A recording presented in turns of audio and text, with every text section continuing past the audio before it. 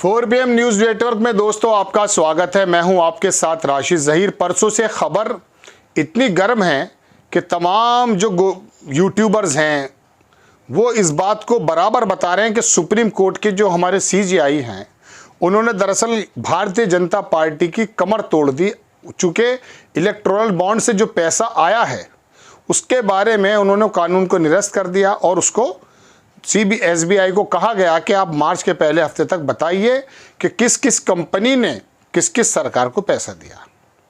10,000 करोड़ रुपया लोग टोटल में से 16,000 करोड़ में से 10,000 करोड़ रुपया वो बताया जाता है कि वो भारतीय जनता पार्टी को मिला। अब उन बिजनेसमैन्स की नींद शायद हराम हो जाएगी जिनको पता चल जाएगा कि चंदा देने के वजह से जो धंधा हमें मिला है उस पर मनी स्ट्राइक हो गई है चंद्रचूड़ साहब की।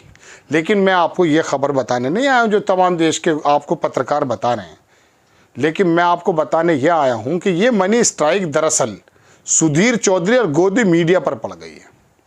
अभी किसानों के बारे में सुधीर चौधरी अपने प्रोग्राम में बता रहे थे कि महंगाई के इस दौर में बताइए अगर MSP को मान लिया गया तो कितना ज़्यादा महंगाई सरकार पे आ जाएगी और कितनी महंगाई बढ़ जाएगी और जो है आम आदमियों को आटा महंगा मिलने लगेगा। ये तमाम चीज़ें यानी कि मान रहा था कि महंगाई है, कुछ दिन पहले कह रहा था देश में कोई महंगाई नहीं है।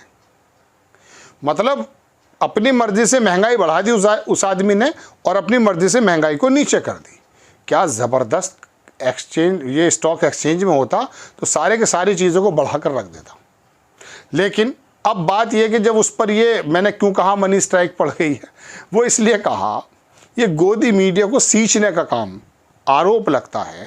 सरकारें तो करती हैं भाई, हम आपको पैसा दे रहे हैं एडवर्टीजमेंट के नाम पे या किसी और नाम से, आप अपना भोंपू बजाते रहिए और मियाँ सुंडी आप वाह वाह किए जाइए। पाकिस्तानी एक नाटक था, उसमें उमर शरीफ नाम का एक कॉमेडियन है, आपने काफ़ी देखा होगा। वो शायर बना हुआ था, उसने अपने नौकर से कहा कि मैं शेर पढ़ रहा हूँ और उसका नाम था सुंडी, कि आप वाह वाह किए जाइए। तो ये तमाम लोग सुंडी हैं। मोदी जी जो कह रहे हैं वाह वाह वाह वाह वाह वाह, ये काम इनका है। मतलब आप मियाँ सुंडी आप वाह वाह किए जाइए। इतनी वाह वाह कि अगर केजरीवाल को दिल्ली के लोग वोट दे देते हैं तो होता क्या है, दिल्ली के लोगों को उस आदमी ने लगभग ये कहना शुरू कर दिया कि इनको फ्री की रोटी चाहिए, फ्री बीज। उस आदमी ने पानी कुछ थोड़ा सा सस्ता कर दिया, बिजली कुछ माफ़ कर दी, बच्चों के जो स्कूल थे उनमें कुछ हालात सही कर दिए। बस इसको उलझन ये हो गई कि नगर निगम का चुनाव केजरीवाल की सरकार जीत कैसे गई। आ गया था DNA लेकर के। हालात क्या हैं वो जो आपको याद होगा, 100 करोड़ रुपए तो उसी ज़माने में मांग रहा था, तिहाड़ी नाम पड़ा है ना इसका। तो मैं कहना ये चाहता हूँ कि गोदी मीडिया को जो पैसा मिलने का आरोप है, मेरे पास तो कोई इसका एविडेंस है नहीं, लेकिन लोग बताते हैं कि ये तमाम गोदी मीडिया सरकार की तरफ से चल रहा है। अब ये पैसे का पूरा ब्यौरा देना पड़ेगा जनाब। अब ब्यौरा देना पड़ेगा तो जाहिर सी बात है वो पैसा कहाँ से आया है पहले तो उनका पता चलेगा, अडानी वगैरह का, कि भारतीय जनता पार्टी में आपको क्या सुर्ख आपके पर नज़र आए, बाकी लोगों को भी दे देते। एक तो उनकी पोल खुलने वाली है और दूसरी बात जो पैसा इन्होंने खर्च किया है, चुनाव आयोग अगर चाहेगा या सरकार चाहेगी, सुप्रीम कोर्ट चाहेगी तो पता भी तो करेगी ना पैसा कहाँ है। आप भी अपना ब्यौरा दे दीजिए कहाँ कहाँ खर्च किया। अब उस वक्त में अगर ये पता चल गया आज तक को इतना, जी न्यूज़ को इतना, NDTV को इतना, तो बताइए इनके ऊपर आइंदा भविष्य में इनको पैसे कैसे दिए जाएंगे। मैं तब से सोच रहा था कि जर्मनी जापान में रिसेशन आ गया, ये तो अगर पोल खुल गई कि भारतीय जनता पार्टी को पैसा किसने दिया और भारतीय जनता पार्टी ने पैसा कहाँ कहाँ दिया, तो सबके नाम आ जाएंगे। इनकी जो कोट पैंट की ड्राई क्लीनिंग हो रही है और ये तमाम नए सिलवा के बड़े शानदार सूट पहनकर आते हैं, तो कहने का मतलब दोस्तों ये है कि इनकी पोल खुल जाएंगी। तो ये मनी स्ट्राइक चंद्रचूड़ साहब की दरअसल भारतीय जनता पार्टी पे नहीं है, भारतीय जनता पार्टी के साथ साथ इनके जो तंत्र हैं, जो वाह वाह किए जाइए वाले लोग हैं, इन पर भी पड़ गई है। आप तस्वीर का दूसरा रुख तो देखिए ना भगवान। अब इन लोगों के अंदर किस प्रकार से पेट्रोल डलेगा, कैसे इनकी गाड़ी चलेगी, ये भी बड़ा चिंता का विषय है। हालांकि 2024 के बाद अगर मोदी जी आ जाते हैं तो इस चैनल्स के बारे में ऐसा कहा जाता है सब खत्म। वही चाइना के अंदर जो 12-13 सरकारी चैनल हैं, वही उनके सरकारी चैनल दूरदर्शन वगैरह बढ़िया हो जाएंगे, अच्छा रंग रोगन करा दिया जाएगा, वही अपना वहाँ से आ जाया करेंगे वो विज्ञप्ति और वो बोल दिया करेंगे। तो ये सब लोगों की दुकान तो वैसे भी बंद होने वाली है, तो माफ़ी चाहूँगा हमारी भी हो सकती है। तो खैर कहने का मतलब ये, चूँकि ये कह अरे ये बहुत बोल रहा था, अच्छा ये चैनल, हमें बहुत फिक्र है भाई, लोकसभा में चल भी चुका है काम। तो ये जो अभी तक एंजॉय किए जाइए आप एविडेंस के साथ, लोगों की बातचीतों के साथ, हम तमाम बातें आपके सामने रखते हैं।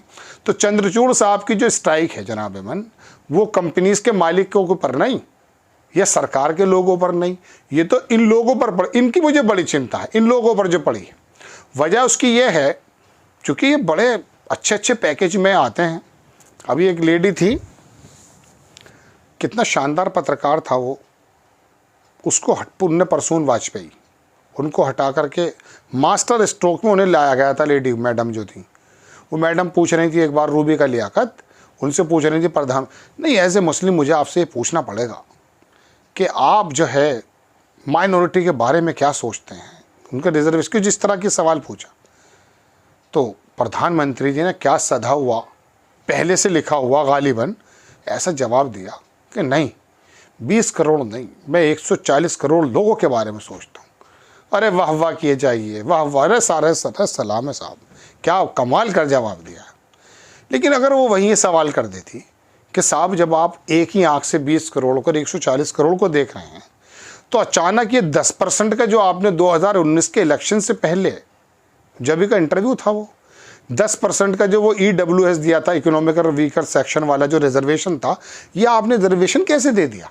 आप तो एक ही आंख से देखते हो सबको, मगर सवाल कौन पूछे? उसके लिए ज़रूरी है रीढ़ की हड्डी, सीधा खड़ा होना। देखिए मैं तो ज़रा सा आराम से बैठ के बात कर रहा हूँ, तो ये ज़रूरी है। मैं आपको कई बार बता चुका, विनोद दुआ बहुत अच्छे पत्रकार थे, हकीकत में उनको देखकर हमने बहुत कुछ सीखा, उनको सुनकर देख तो नहीं पाए हम लोग, उनको सुना, पता चला। तो उनके बारे में एक बात बताता हूँ मैं आपको। राजीव गांधी के एक सचिव थे, वो यूँ कहा करते थे राजीव गांधी से कि साहब आपको विपक्ष की ज़रूरत ही नहीं है।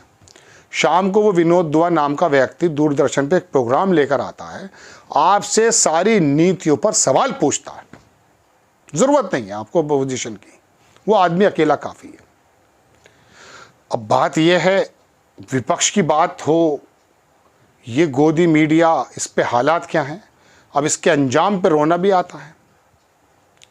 ये राज्यसभा भी चले जाते हैं इनमें से बाज़ लोग, कुछ उद्योगपति भी इस काम में आ गए, अच्छा खासा डयानी काम कर रहे थे, कई सौ रुपये रोज़ की आमदनी होगी, मतलब काफ़ी पैसे की आमदनी थी, पता नहीं क्या सूझा, डूबती हुई इंडस्ट्री में जहाँ पैसा ही नहीं है जर्नलिज्म में, वहाँ आ गए, NDTV खरीद डाला। अब वहाँ से वो चले गए बाकी तमाम लोग, वो यूट्यूबर बन गए, अब उनकी मजाक उड़ाते हैं वो बैठे हुए। अभी ट्विटर पे भी तो बहुत सारे बागड़ बिल्ले बैठे हैं, कोई बेरोजगार बता रहा है उसको, अब वो चले गए बेचारे। क्विंट लिया था पहले, तो समझ में नहीं आई कि ये 1000, 2000, 5000 करोड़ रुपए का धंधा, अडानी साहब को क्या समझ में आया? समझ में आई ज़बान।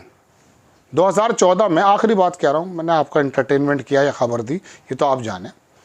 2014 में जब मोदी जी पहली बार प्रधानमंत्री बने, तो गालिबन मई में बने थे, मई के लास्ट में, हाँ 2 महीने 2.5 महीने गूगल पे जाके देख लीजिएगा, चैनल 18 ख़रीदा गया मुकेश अंबानी के माध्यम से। ज़बानें ख़रीद लेंगे जनाब मन, जो आपको सूचना देने वाले तंत्र थे जब वही ख़रीदे गए, तो अब तो मोदी जी मोदी जी मोदी जी मोदी जी कहा जा रहा है।